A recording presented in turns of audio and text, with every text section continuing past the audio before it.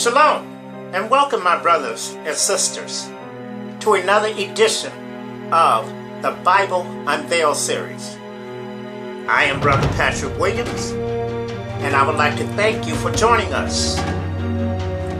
We shall be continuing from last week's lesson. Tithes belongs to the people of the Most High God. I have additional information from the Bible, of course, regarding tithes. And we shall continue in the book of Malachi,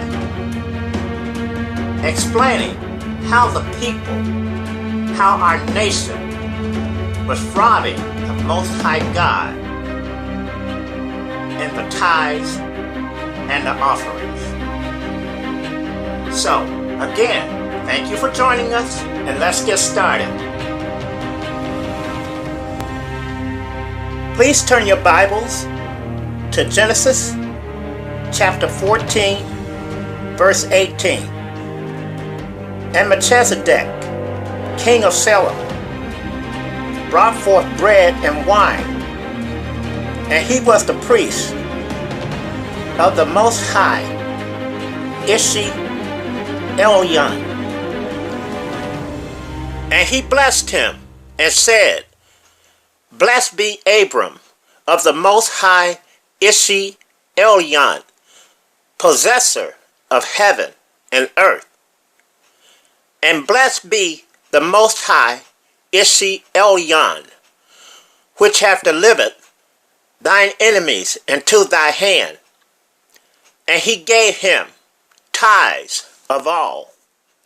And the king of Sodom said unto Abram, Give me the persons, and take the goods to thyself. And Abram said to the king of Sodom, I have lifted up my hand unto the Ahayah, the Most High Elyon, the possessor of heaven and earth, that I will not take from a thread even to a shoe latchet, and that I will not take anything that is thine, lest thou shouldest say, I have made Abram rich, save only that which the young men have eaten, and the portion of the men which went with me, Aner, Ishhol, and Mamre, let them take their portion. In Genesis chapter 14, verse 18, we see that Melchizedek, the king of Salem, brought a tithe offering of bread and wine to Abram, again proving that tithes is food. Even though Abram refused the offering of the bread and the wine, he gave it to his men instead, who went to war with him when they freed Lot from captivity.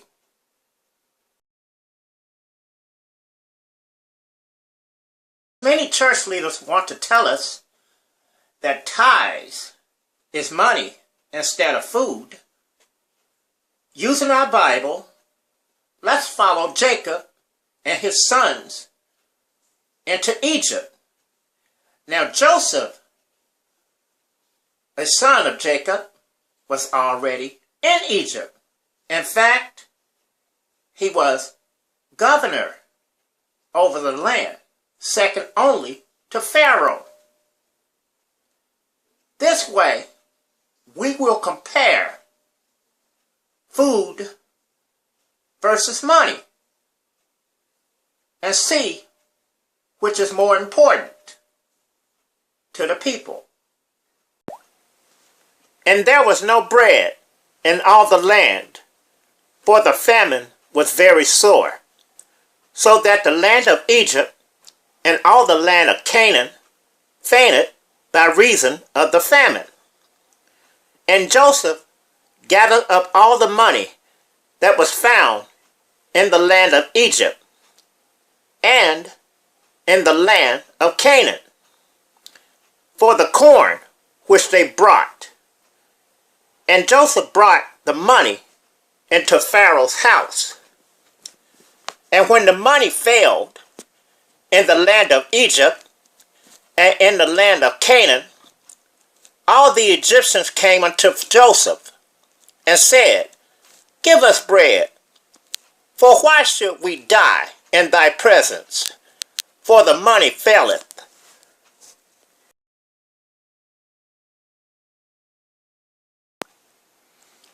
And Joseph said, Give your cattle, and I will give you for your cattle if money fail.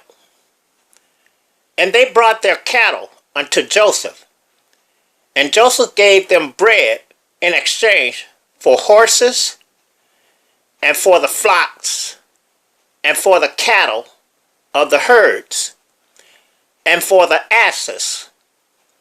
And he fed them with bread for all their cattle for that year. When that year was ended, they came unto him the second year, and said unto him, We will not hide it from my master, how that our money is spent. My master also hath our herds of cattle. There is not aught left in the sight of my master, but our bodies and our lands. Wherefore shall we die before thine eyes, both we and our land? Buy us and our land for bread, and we and our land will be servants unto Pharaoh, and give us seed, that we may live and not die, that the land be not desolate.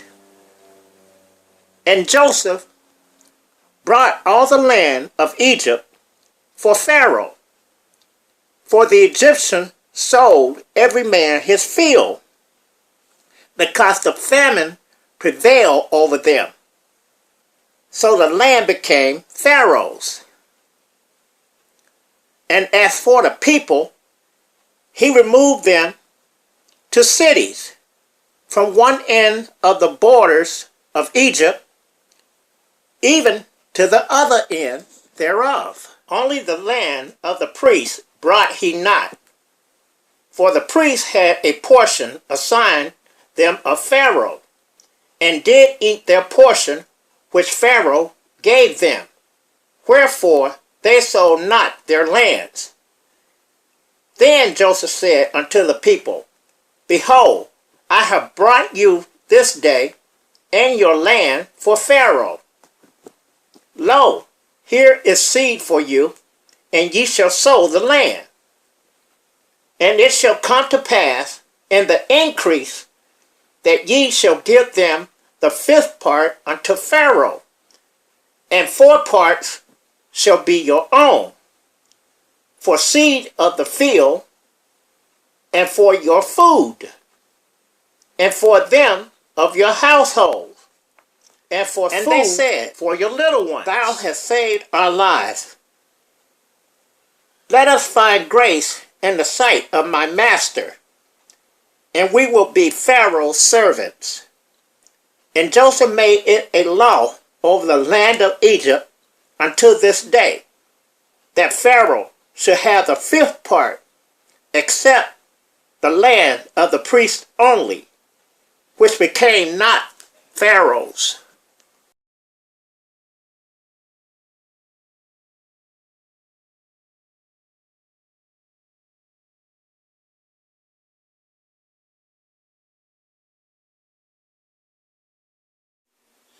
Because of Joseph's understanding and foreknowledge given to him by the Most High on how to collect tithes and store them, Joseph was able to save a lot of people's lives.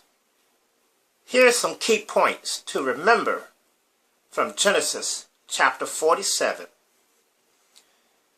There was very little food in the land of Egypt and Canaan. The people went to Joseph seeking bread so that they could eat. The people sold their cattle, their horses, their flocks, their asses, their land, and eventually their own bodies. Joseph stored enough food to feed the people throughout the famine. A new law was established during the time of increase. The fifth part went to Pharaoh. The fourth part went to the people. Yet, the priest was able to retain their land and their possessions. Now that we have even more insight on what tithes are, let's return to the book of Malachi and find out exactly how the people was robbing the Most High and the tithes and offerings.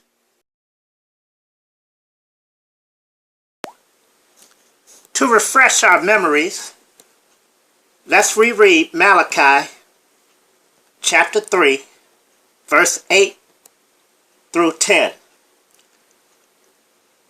Will a man rob Ishiohim?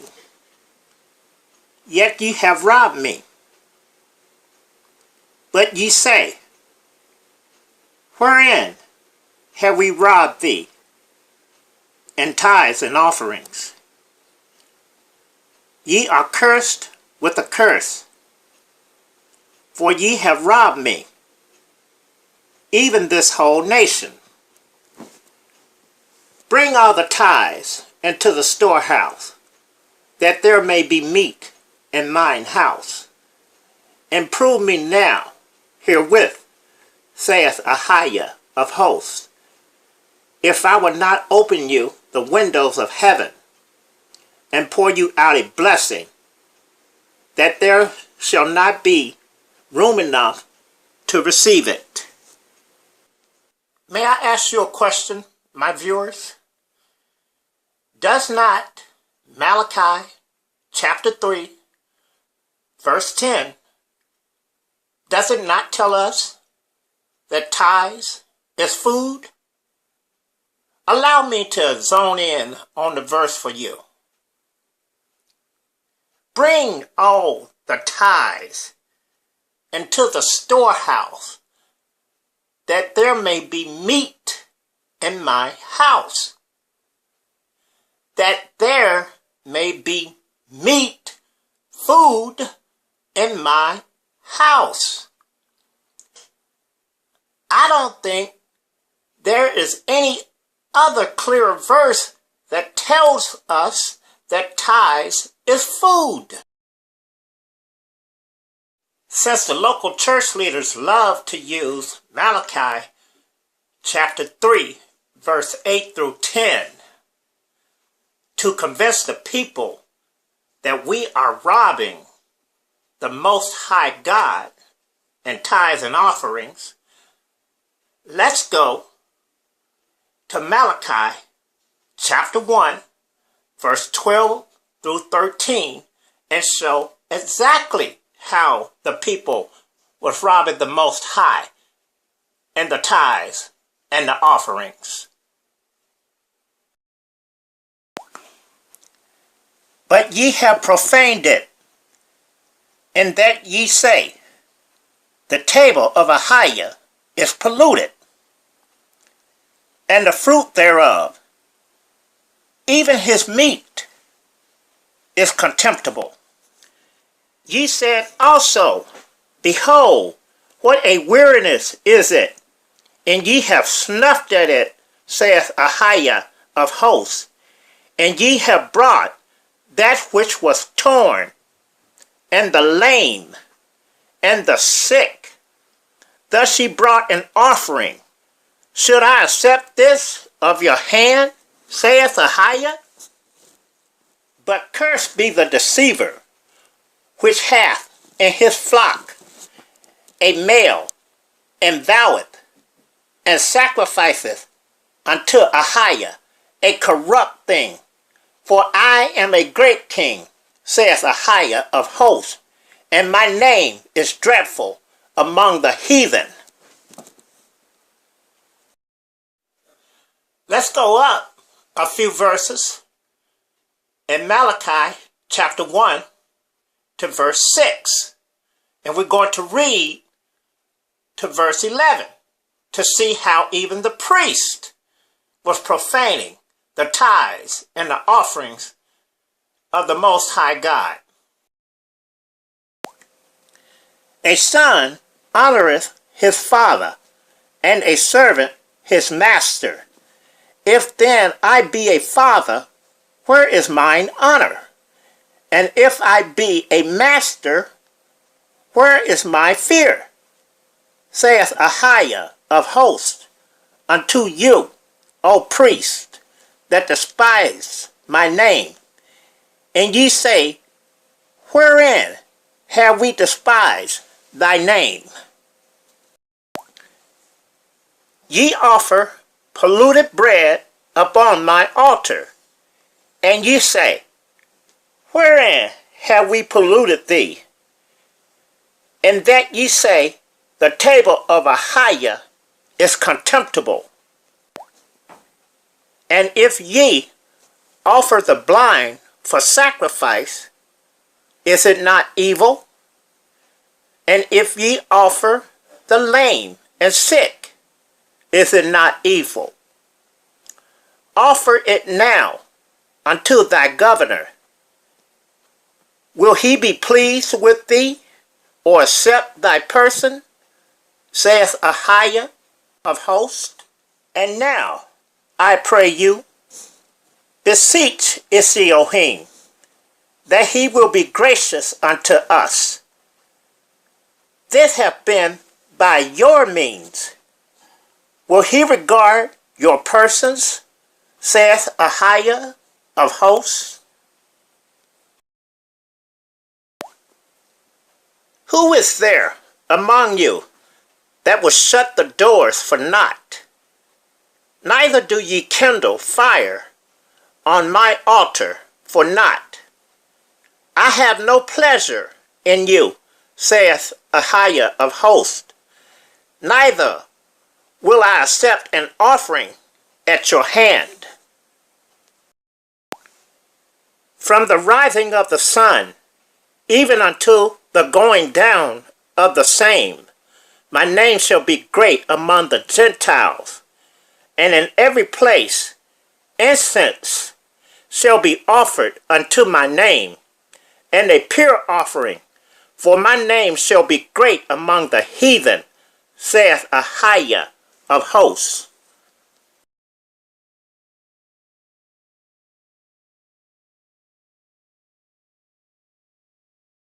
So, how was the people robbing the Most High God out of the tithes and the offerings? Because we was weary of bringing the Most High the best of the crops, the meats, which we decided to keep for ourselves, we gave him the worst.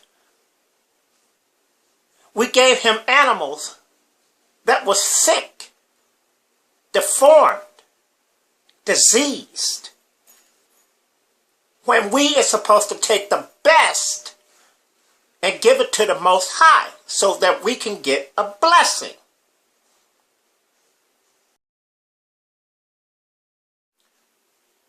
Many prosperity teachers spend lots of time trying to convince you to sow $1,000, $50, $100 seed. A seed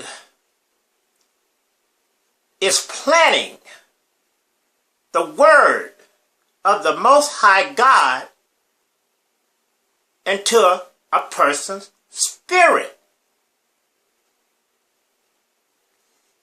telling him about the Most High God, the God of Abraham, Isaac, and Jacob. So he can go out there, or she can go out there and plant the seed into another person and reap a harvest. That's what planting a seed is. It's not money.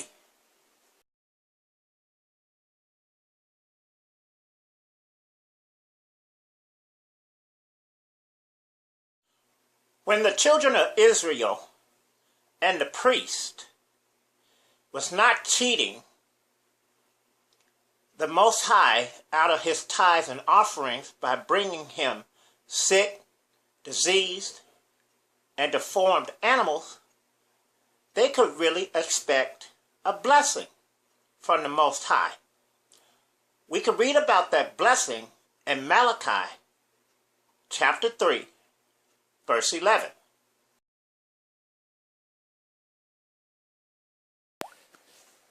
Malachi chapter 3, verse 11.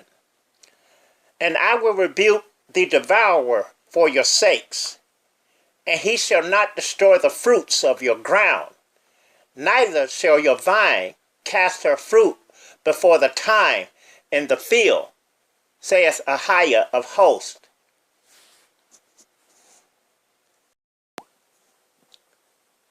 Malachi chapter 3, verse 12. And all nations shall call you blessed, for ye shall be a delightsome land, saith Ahayah of hosts.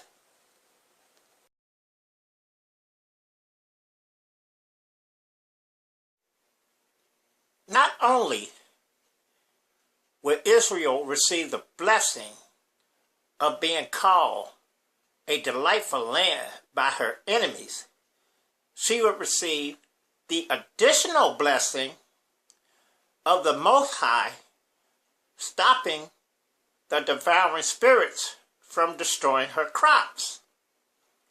Devouring spirits such as locusts and other pests that destroys crops on a regular basis. And because the Most High cared for the poor, the widow, the fatherless,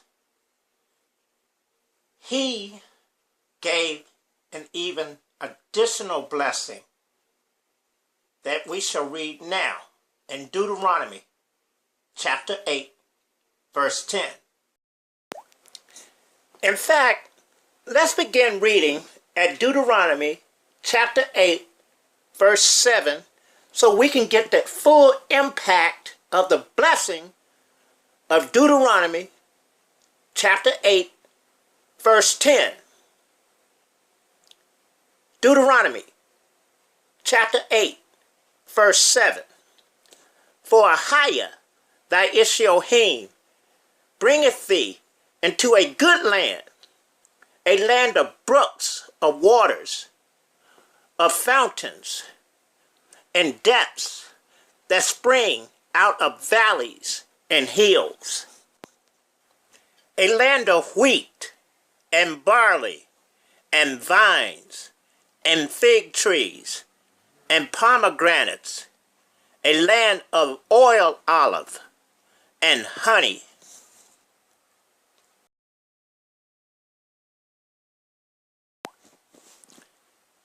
a land wherein thou shalt eat bread without scarceness.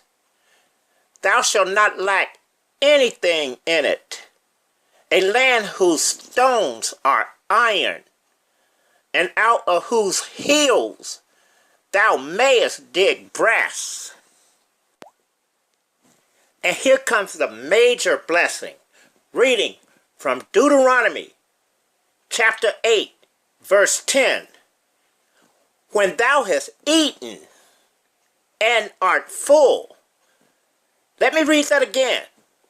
When thou hast eaten and art full, then thou shalt bless Ahayah, thy Elohim, for the good land which he hath given thee.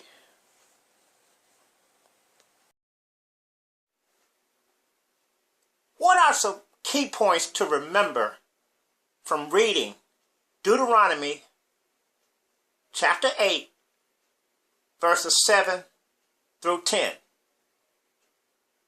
Because it was packed full of information. Number one key point. We will be in a good, blessed land. A land made for growing crops and raising livestock. A land full of valleys, streams, and rivers. Number two, we would not lack anything. There would be no scarceness of food in the land. And number three, we would bless the Most High. And we would thank him for blessing our crops, for blessing our livestock, for feeding the people, the poor, the widowless, the fatherless, the strangers, and the Levites. And when the people of the land, the Levites, the poor, the fatherless, the widows, and the strangers, when they are not hungry, there is very little resistance against the Most High. And rebellion against the Most High and his statutes, laws, and commandments would not be on the people's mind, because they would be full and satisfied.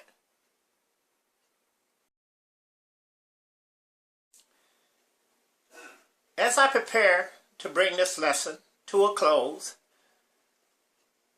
and give you my final scriptures for this lesson, we shall go into the New Testament, and we shall see that tithes did not too much change from the Old Testament into the New. It is still food. But before we start into the New Testament, a listener says she was watching the video and say that as she seen the pictures and reading from her Bible, what I was reading was not on the screen. Well, there's a simple explanation to her concern. The Bible I read from is entitled, hopefully you can see it, let me turn it around here. It is called the Yashaya Ahayah Bible Scriptures.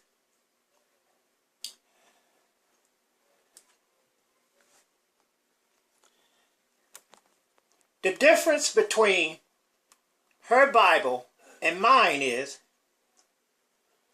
all the pagan names and all the pagan titles that they use for the Most High in the King James Version of the Bible have been taken out of the Yashaya Ahayah Bible Scriptures. The Yashaya Ahayah Bible Scriptures is based on the 1761 edition of the King James Bible.